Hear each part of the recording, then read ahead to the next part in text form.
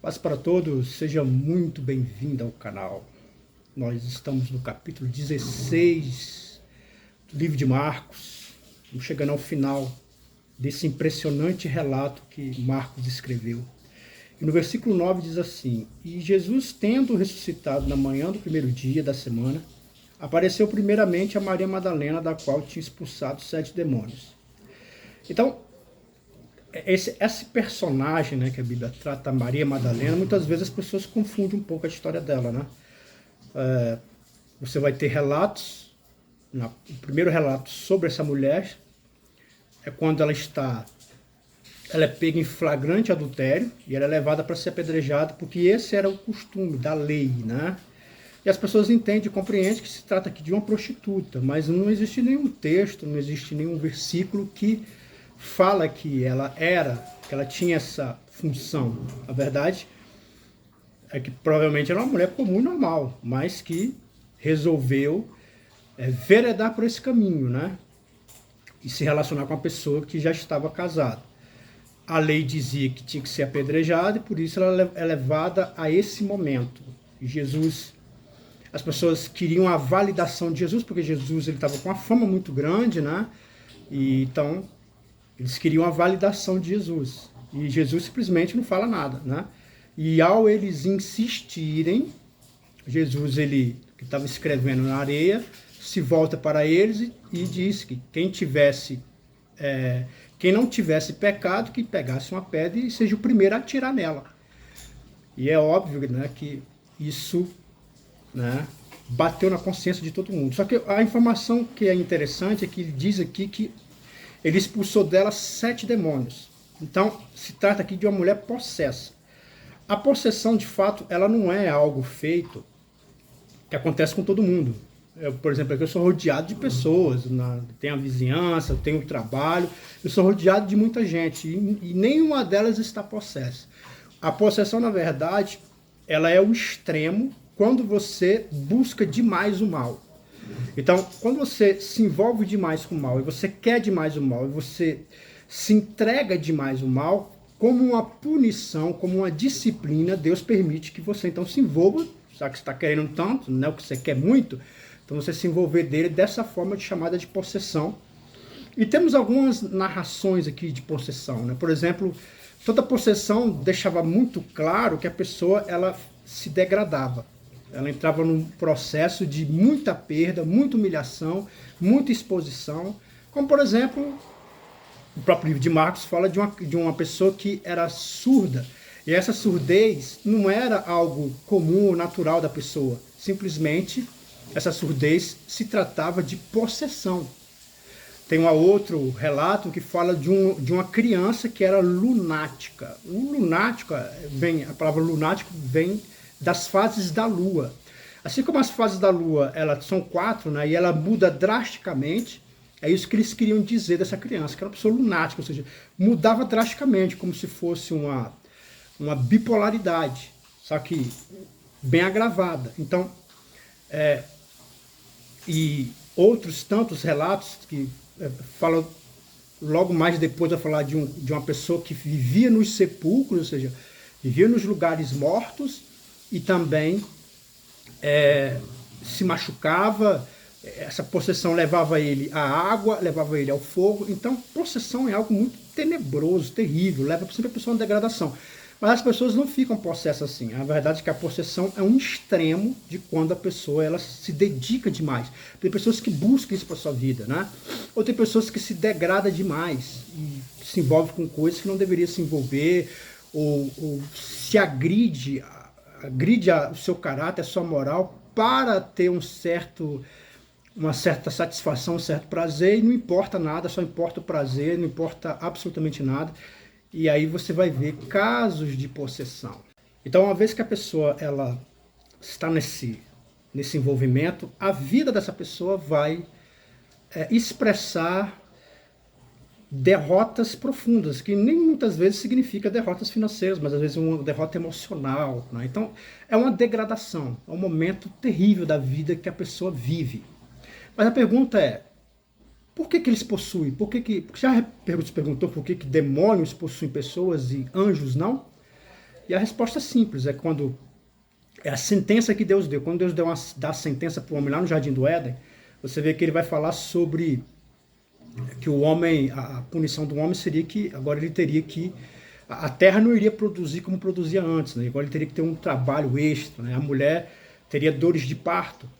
E a serpente, que aqui é representada por Satanás, ela iria comer o pó da terra. O pó, a terra, muitas vezes, ela é colocada na Bíblia como a carne humana, né? Nós somos terrenos, né? Então, de uma certa forma, e em outros textos vai entender, vai ter essa metáfora, que a terra significa o pecado, né? Pecado dentro de nós, introjetado dentro de nós. Então, uma vez que ela recebe essa sentença que iria comer do pó da terra, significa que ela iria comer do pecado. É claro que tudo isso é uma simbologia, né? É uma metáfora para dizer a ligação entre Satanás com o pecado, né? Há uma ligação. Então, tanto é que você vê lá no livro de Apocalipse que fala-se que é o grande dragão, a antiga serpente. Então, aquela serpentezinha lá no Jardim do Éden, que agora se tornou um grande dragão. Por quê? Porque tem se alimentado do pecado. Então, por isso que eles estão presos aqui. Eles não saem daqui. Anjos não têm essa... Eles não se alimentam de pecado. Então, eles não estão presos aqui.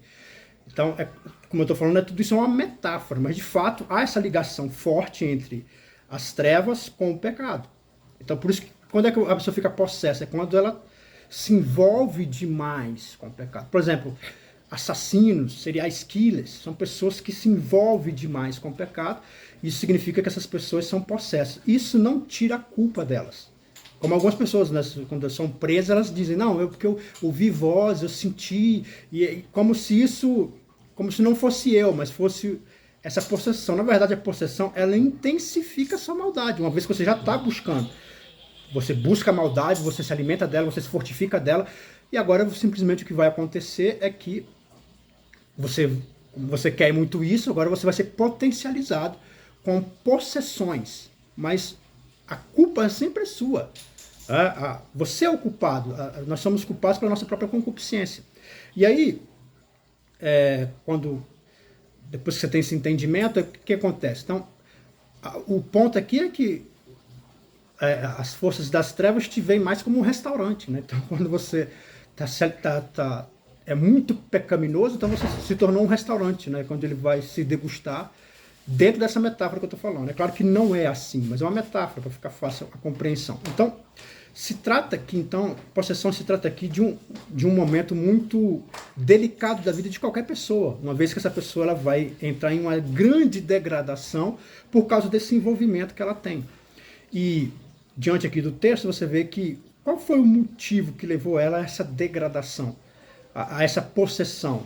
Dá-se a entender que se trata de uma vida promíscua, que de fato leva, a Bíblia fala que existe 3 grandes pecados. Eu sei que algumas pessoas falam que não existe pecadinho e pecadão, mas na verdade existe pecadinho e pecadão. O próprio Jesus fala para Pilatos que aquele que me entregou a você, maior pecado tem.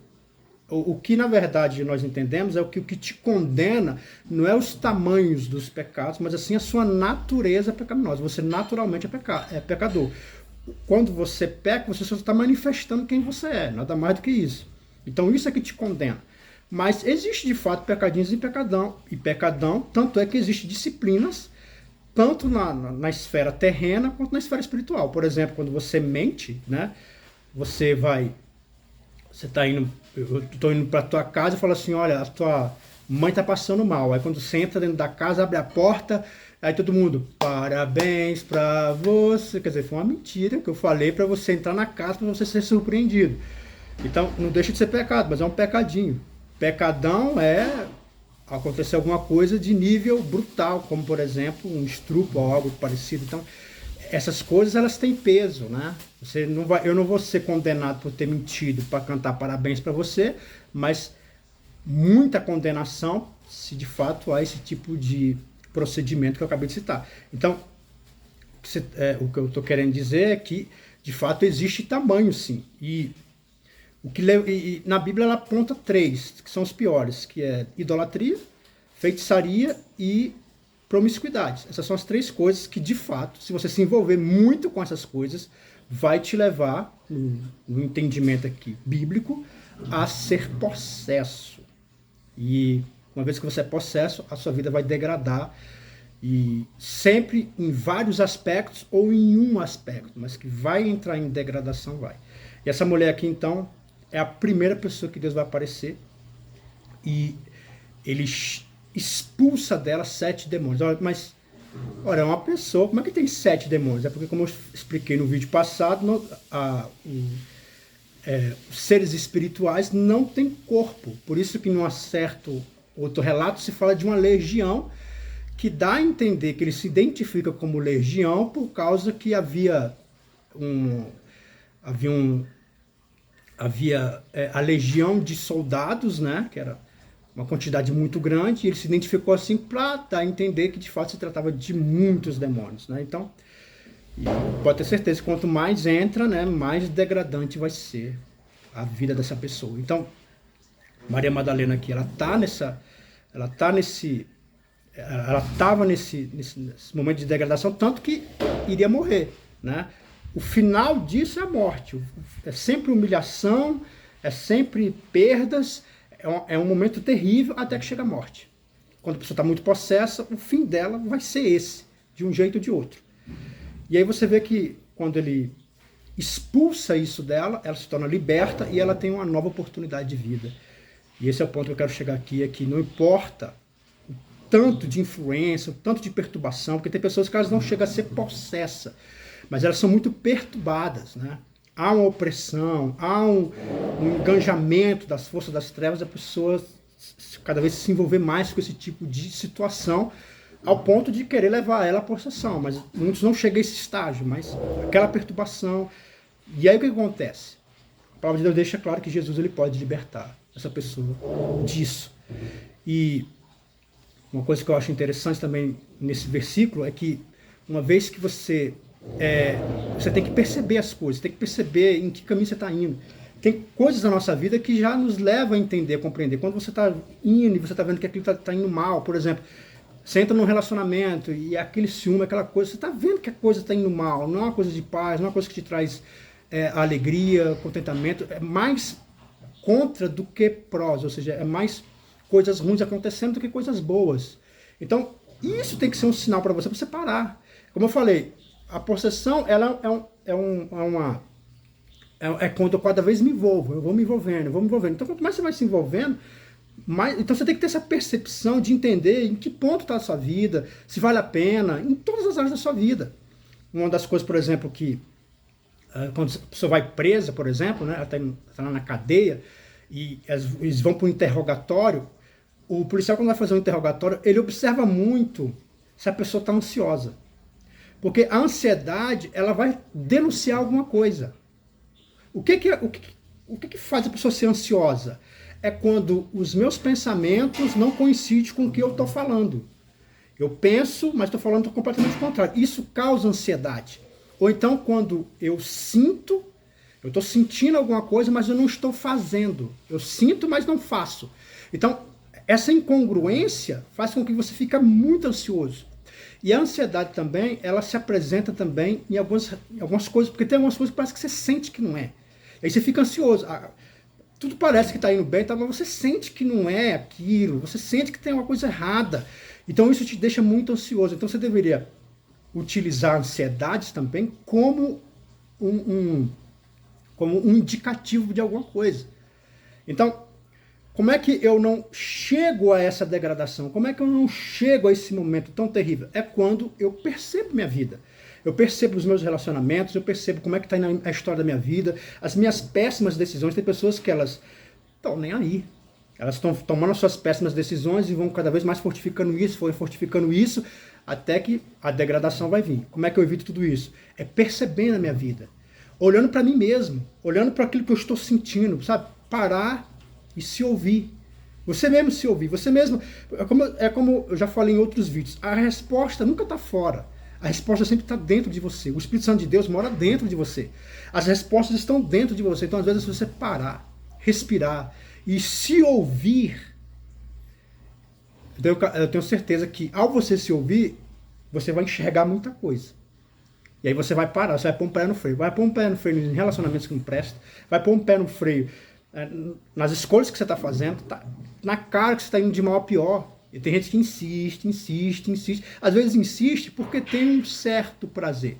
O prazer que aquilo me dá, ainda que seja passageiro, ainda que seja pouco, mas alivia minha alma, como se fosse uma droga. Então você vai investindo nisso, mas você não está vendo que o todo está indo cada vez pior. Então, ter essa percepção ajuda você a pôr pé no freio. Então, toda vez que você ficar muito ansioso, será que não é um indicativo? Será que não vale a pena você parar para ouvir um pouco essa sua ansiedade? Porque deve estar indicando alguma coisa, deve estar mostrando alguma coisa. E aí você vê que Jesus ele vem, ele ressuscita e ele aparece para Maria Madalena. É a primeira pessoa que ele aparece. É para Maria Madalena. Ele tinha os 12 discípulos, os 12 apóstolos, mas ele aparece para ela. E é interessante o relato, e eu já vou encerrar aqui, é que quando ela chega perto da onde foi enterrado Jesus, a pedra tinha sido revolvida e tinha umas pessoas lá, e ela começa a reclamar, onde é que está o meu mestre? E aí de repente ela vê um jardineiro, e ela fala assim, aonde você colocou o corpo do meu mestre? E aí o jardineiro fala, Maria, e aí ela percebe que é Jesus. Ela entende que era Jesus, ela fala, Rabone, ou seja, meu mestre.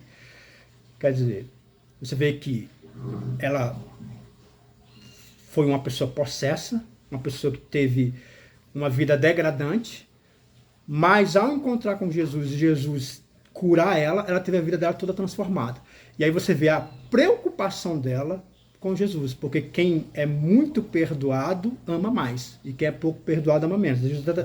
Tem até uma metáfora, né, que uma pessoa estava devendo uma certa quantia, e outro estava devendo uma quantia muito maior. Vamos supor assim, um estava devendo 100 reais e o outro estava devendo 100 mil reais. E o cara falou assim, eu vou perdoar ambos. Está perdoado de 100 reais, está perdoado de 100 mil reais. A pergunta é, qual que sai mais grato? É o de 100 ou de 100 mil? Como é que ele ia pagar esses 100 mil? Tá? Então você vê que quem é mais perdoado, ama mais. É por isso que ela demonstra mais amor, mais cuidado. Você vê, os apóstolos já tinham cada um, né, já enterrou, vamos embora, né? Cada um vai cuidar da sua vida. Já ela quer ficar até o fim, quer cuidar, quer velar, porque amou mais. E talvez seja por isso que Jesus se apresenta primeiro para ela. É porque havia um amor maior aqui envolvido. Você sabe quando é que as coisas começam a funcionar na minha vida, na sua vida? É quando há amor naquilo que você faz, nos seus relacionamentos, naquilo que você preza, principalmente no seu amor relacionado a Deus, a sua dedicação. Amor aqui, amar aqui, é o que é o fundamental para bons relacionamentos, para uma vida de, ao invés de degradação, mas uma vida de sucesso, tem a ver com amor. Amar tudo aquilo que Deus achou graça de me dar. Amar minha vida, me amar, me respeitar, amar tudo que Ele tem me dado, as pessoas que têm entrado na minha vida, ser grato por elas, amar o carro, o sapato, a chinela, a bicicleta, tudo aquilo que Deus tem achado graça de te dar. Você amar com o coração grato, amar as pessoas, amar os seus relacionamentos, aprender a amar o que você faz, né? Então, amor aqui é o segredo de tudo. Você vê que Jesus ele faz uma grande obra nessa mulher e ela aprende a amar. Talvez é isso que eu preciso aprender mais na minha vida e você precisa aprender mais na sua vida, a amar. E esse amor ele nasce de dentro, principalmente quando eu aprendo a me amar. Tá bem? Fica na paz e na graça e que Deus te abençoe sempre.